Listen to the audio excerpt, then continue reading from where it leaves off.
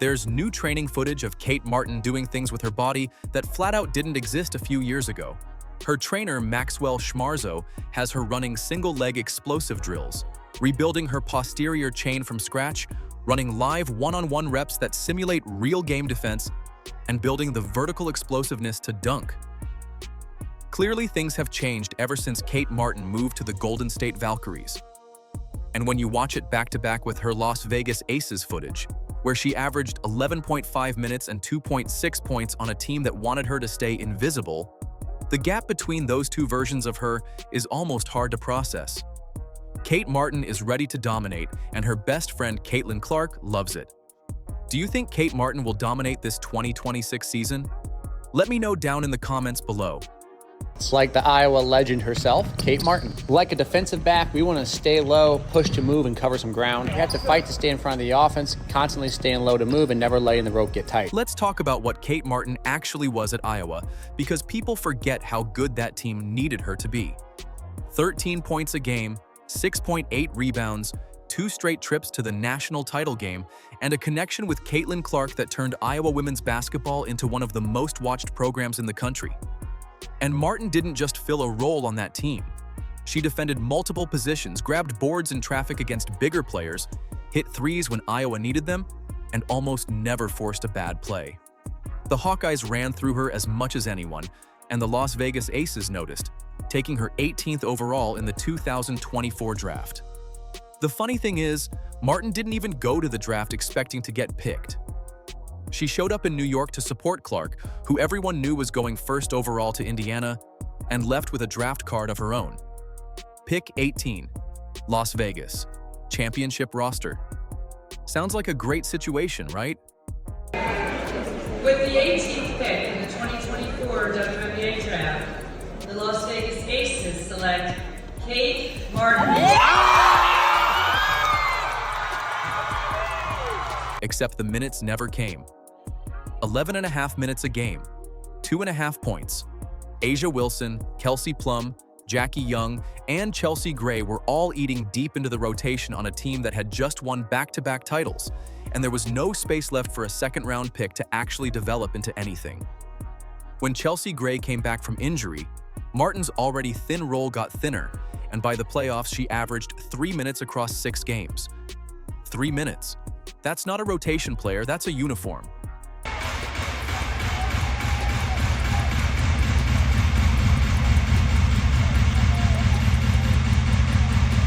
What's strange is that fans didn't stop paying attention to Martin just because Vegas stopped playing her. Jersey sales stayed strong, social media buzz around her stayed loud, and the nickname Becky Hammon gave her, Money Martin, started spreading in a way that felt way bigger than 11.5 minutes a night. Kelsey Plum publicly talked about how steady and reliable Martin was. Hammon's nickname wasn't just cute. It was an admission that Martin delivered every time she stepped on the floor. The problem is, every time she stepped on the floor was basically never. Feels sad that Kate Martin also hasn't gotten as much playing time the second half of the season. I feel like she deserves more, or maybe she deserves a different team. There's a real case that the Aces' entire culture ran on protecting A'ja Wilson's status as the undisputed face of that franchise, and a player pulling genuine fan love without even playing complicated that picture. Wilson is a 4-time MVP and one of the best players alive, but the math on a roster built entirely around one star doesn't leave room for organic popularity to grow somewhere else. Martin's development flatlined in Vegas, not because she regressed, but because the environment had no use for her growth. Kate Martin is a fan favorite, and even though she didn't play too many minutes with the Aces last season, everyone loves Kate, and there was an uproar on Twitter when she got chosen by the Valkyries. Most players take a few weeks after a roster move to sort through their lives, figure out the logistics, and eventually start packing boxes. Kate Martin took 48 hours. The moment Golden State confirmed her as part of their inaugural expansion roster in 2025, she physically started pulling her Las Vegas apartment apart and clearing out her locker at the Aces practice facility. Not planning to pack? Actually packing. 2 days after the announcement, the Las Vegas chapter was already in boxes. Her girlfriend at that time, Claire Grancy, was there for all of it. And the day-in-the-life footage from those 48 hours tells you more about how Martin felt in Vegas than any interview ever did. There's no sadness in it, no lingering, no long last looks around the apartment. She moves fast through every frame, focused and almost impatient, and the energy reads less like someone leaving a place they loved and more like someone who'd been waiting a long time for permission to go. We had to go get boxes to start packing up my apartment, and Claire was amazing with this. She was an awesome help. And then U-Haul, if you know, you know. Sydney, my marketing manager, was a huge help through this whole process as well. She did stop by the Aces facility one last time and said goodbye to veterans like Alicia Clark and Kaya Stokes at a farewell dinner before she left. But that dinner wasn't drawn out or emotional. It was quick, clean, and by the time it finished, Martin was already mentally somewhere else. When she talked to ESPN right after the Valkyries drafted her, she put it plainly, "I'm really excited. This league is all about opportunity, and you just need one shot, right? I'm very thankful for the Aces and everything I got to learn there, but I'm really excited for this new beginning and to build something from the ground up here with the Valkyries. Grateful, sure, but not sentimental, and definitely not looking back." The one-way flight from Las Vegas to San Francisco is the detail that stays with you. Not a round trip to check out the city, not an open return. One way. You don't book a one-way flight unless the decision is already done in your head. And for Martin, it clearly had been done for a while before Golden State ever called her name. Next, we headed over to the facility, and I had to clean out my locker. This was really bittersweet. This is kind of when everything hit me, when I walked in the gym and realized this is not where I'll be practicing anymore, but I'm super excited for the next chapter. When you sit with the fact that Money Martin was circulating all over social media while she averaged 11.5 minutes a night, it starts to make sense why she left so fast. That kind of gap between how fans see you and how much your own team actually uses you doesn't just sting once.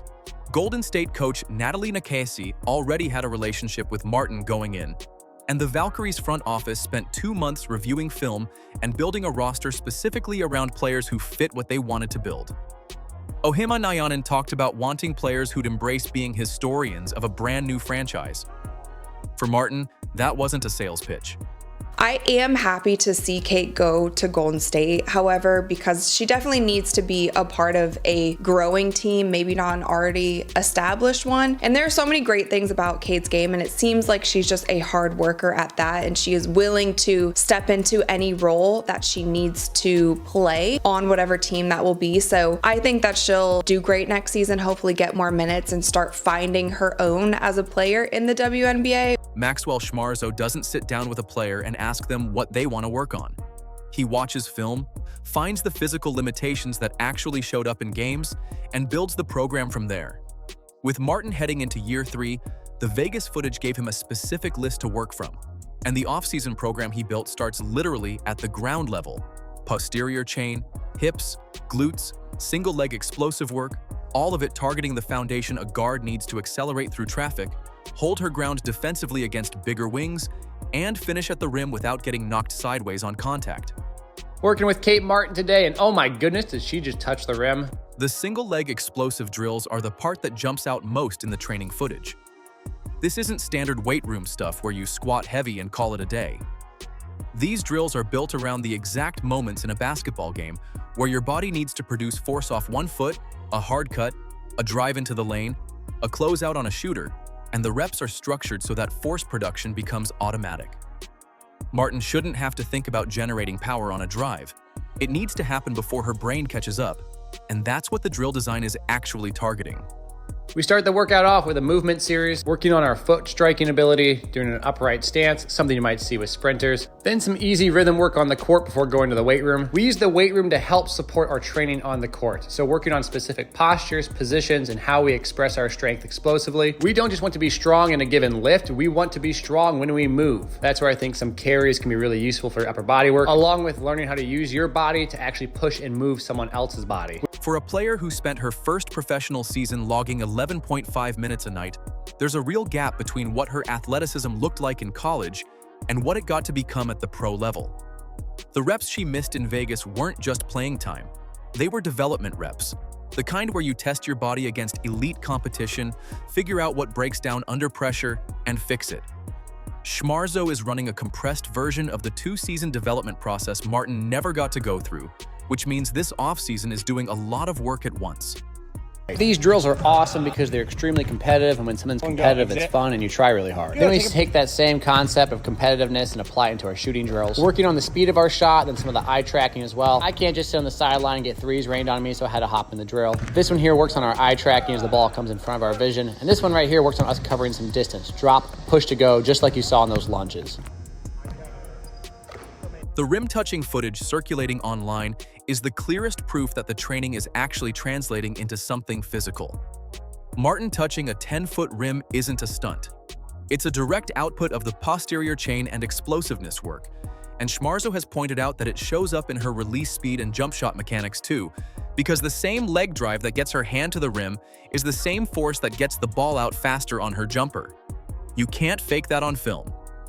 Once the on-court work starts, the drills shift to eye tracking during shooting, footwork patterns both off the catch and off the dribble, and live one-on-one reps that put Martin in offensive and defensive situations at game speed simultaneously. The eye tracking work is specifically about cleaning up her shooting mechanics enough that her release stays consistent, even with a hand in her face.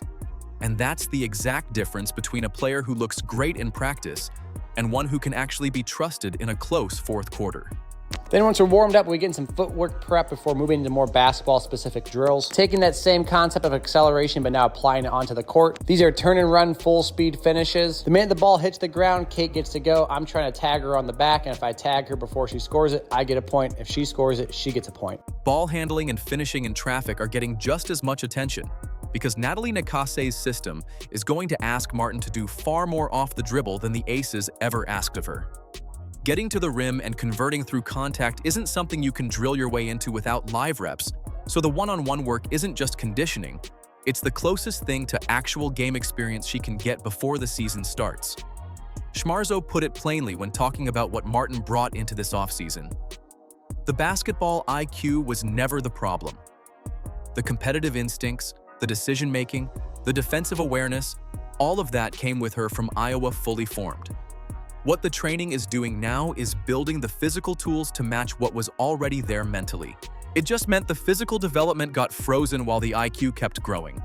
Then we messed with some of that footwork that we were training earlier, but this time with the ball in our hand, working on swiping off an offhand and bumping the body. And then back to that old basketball thing with some acceleration shooting. One dribble, create space from the defender. I'm trying to go block the ball. The minute I hear the ball bounce, I can run after it. Then after the higher intensity work, we do some volume competitive shooting, keeping track of scores and trying to win specific spots. By 2026, the ceiling Martin is operating at looks structurally different from anything she brought to Vegas. Not because she became a different player, but because the physical limitations that capped her are getting addressed one by one with someone who specifically knows how to fix them. Caitlin Clark has been watching the footage from Indianapolis, and she hasn't been quiet about it. The Valkyries don't need Martin to average 25 points and carry the franchise on her back. They need her to do what she's always done: defend 2 or 3 positions, hit open threes, pull down boards, and make the right pass instead of the flashy one. The difference in 2026 is that she's actually going to get real minutes to do all of it, and that changes everything about how her season plays out. Golden State isn't walking into this year with an entrenched pecking order like the Aces, where 4 veterans have already divided up the rotation and a second-round pick has to fight for scraps. Nakase is still building culture on a 1-year-old franchise, and Martin's existing relationship with her means there's already real trust and communication there, which is something Martin never had with the Aces coaching staff. When Nakase talks publicly about confidence and loyalty as the foundation of what she's building in Golden State, Martin is the player on that roster who actually fits that description most naturally. And we've seen it with Kate Martin and how celebrated she has been since being selected by the Valkyries. She is now the face of the Golden State Valkyries, I think it's fair to say. The roster around her, a mix of international players and veterans like Ileana Rupert, Veronica Burton, and Kayla Thornton, are all still sorting out their roles too, so Martin isn't pushing against a wall of players who've already claimed their spots. There's space for her, and the organization put her there on purpose. That does come with pressure, though. Bay Area fans are buying Martin jerseys. The Valkyries built a fan base faster than most expansion teams do, and Martin's face is the one most attached to that energy right now. That's a different weight than sitting at the end of a Vegas bench where nobody expected anything from her anyway. But Kate Martin is a needle mover in that sense. She's popular. Her fans feel an attachment to her. So when she goes to Golden State, you can expect that apparel to move, because anyone who wants a Valkyries jersey, you're going to have the Kate Martin fans who buy it. You're going to have the Iowa fans who buy it. And then you're going to have the people who want to support the Valkyries who buy it. But she carried weight at Iowa without flinching. Clark was the global story on that team, and Martin's whole job was to make everything around Clark function without needing recognition for it. Now the recognition is actually coming her way, and the off-season footage suggests she's been preparing specifically for a version of herself that can absorb it and still just play basketball. The rebounding instincts that got her 6.8 boards a game in college didn't vanish in Vegas. They just had nowhere to go. The defensive versatility was always there. What Schmarzo added is the explosiveness and the finishing, and the physical confidence that comes from an entire offseason with a trainer who's treating her like a breakout player, not a depth piece. Then on the court, we work on a ton of defense. And after our defensive work, we work on some offensive acceleration, shooting, and scoring at the rim. A lot of these moves place a lot of demand on your hips. You have to be able to stabilize and load through the movement in order to explode up into your jump shot. Then at the end of it all, we play some live one-on-one. We want to work on trying different moves here. This is where you get to work on stuff you wouldn't always do in practice with a team. That's how you get better. And yes, I got caught slipping right here. She caught me leaning with some of those twitches. Then you can see some really good off-arm work here. Swipe the arm down, bump off, create space. This one here is really awesome. Check out all the space we create with this. Watch the early Valkyries games against teams with smaller, less physical guards, and that's where the new Martin shows up first.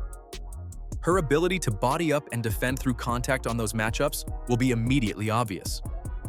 Clark posted, "Let's go Cater," the moment Golden State drafted her, and that wasn't cheerleading.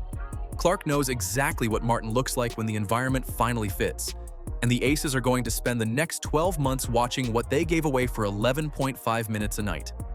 Kate Martin is doing right now the single leg drills, the rim touches, the live one-on-one reps with Schmarzo. All of it traces back to a gym in Iowa City and a friendship that started when two college kids were just trying to win basketball games.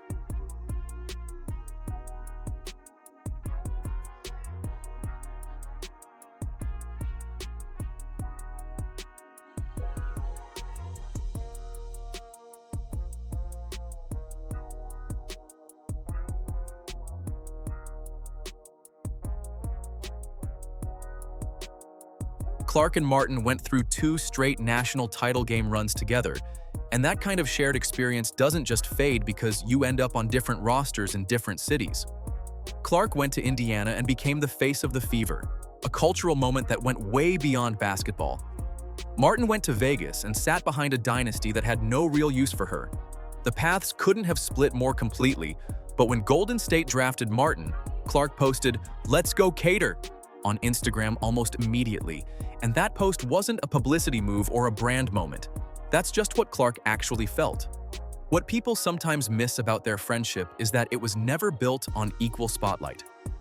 At Iowa, Clark was the global story, and Martin's whole job was to make everything around Clark work, to guard the other team's best perimeter player, to grab the rebound when it mattered, to hit the open three and then get back on defense without needing anyone to notice. Martin did that for years and never seemed to resent any of it, which tells you a lot about who she actually is as a person. I know a lot of fans online just wanted to see her away from the Aces because they don't really like the Aces. Just when you're looking at the playing time and the personnel on that team and the role that Kate Martin had and where she fell in the pecking order, it's a hard sell. Now the dynamic has shifted. Clark's watching from Indianapolis while Martin gets her own spotlight in the Bay Area, her own jersey sales, her own fan base that showed up fast and loud for the Valkyries. And Clark is clearly happy about it, not in a performative way, but in the way you're happy when someone you genuinely care about finally gets what they've been working toward. That's what 2 back-to-back title runs and years of genuine friendship actually looks like when it carries over into professional life. It's not coordinated posts or joint appearances. It's Clark seeing the expansion draft news and typing, "Let's go Cater," because that's the honest reaction. Martin spent 2 years in Vegas being underused on a team that didn't need her to grow, And now she's in Golden State with a trainer rebuilding her athleticism from the ground up, a coach who actually wants her there, and a best friend in Indiana who already knows exactly how good she can be. Do you think Kate Martin will dominate this 2026 season? Let me know down in the comments below. Like, subscribe, and turn on all notifications so you never miss out. Click the video on the screen, and we will see you in the next one.